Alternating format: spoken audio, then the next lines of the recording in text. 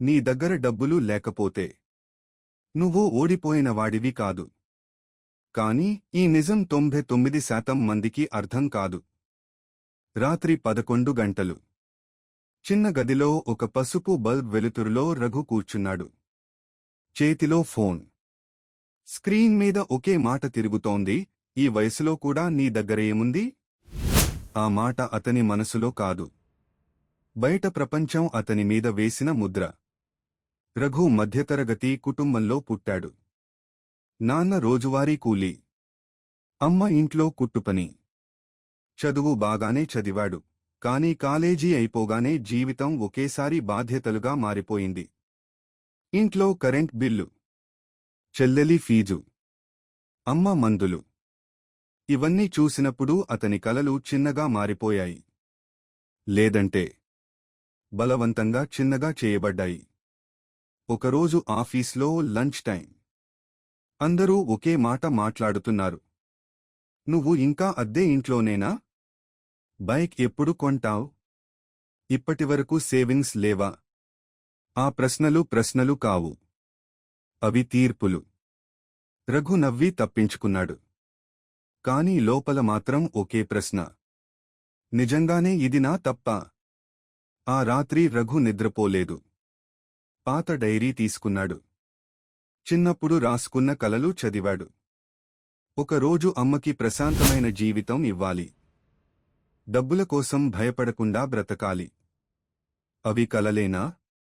లేదా ఆలస్యం అయిన లక్ష్యాలా? అప్పుడే అతనికి ఒక విషయం అర్థమైంది. డబ్బులు లేకపోవడం నీ తప్పు కాదు, కాని అది శాశ్వతంగా అలాగే ఉండనివ్వడం మాత్రం నీ చేతిలో ఉంది. రఘు తన జీవితాన్ని వెనక్కి చూసుకున్నాడు. అతను సిస్టం ఎంచుకోలేదు. అతను పుట్టిన పరిస్థితిని ఎంచుకోలేదు. అతను బాధ్యతలు ఎంచుకోలేదు. అవి అతని మీద పడిపోయాయి. అయితే ప్రపంచం మాత్రం ఒకటే చూస్తుంది, ఫలితం. తరువాతి రోజునుంచే రఘు చిన్న మార్పులు మొదలుపెట్టాడు. ఖాళీగా స్క్రోల్ చేయడం తగ్గించాడు. రోజూ 1 గంట నేర్చుకోవడం మొదలుపెట్టాడు. డబ్బు గురించి కాదు, విలువ గురించి ఆలోచించడం ప్రారంభించాడు. అతనికి తెలిసింది ఒకటే, నేను వెనుకబడ్డాను, కానీ ఓడిపోయినవాడిని కాదు. 6 నెలలు గడిచాయి.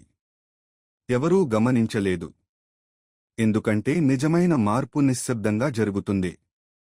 1 సంవత్సరం తరువాత రఘు జీవితం మారిపోయింది అని కాదు, కానీ రఘు మారిపోయాడు. ఇప్పుడు అతను ప్రశ్నలకు భయపడడు.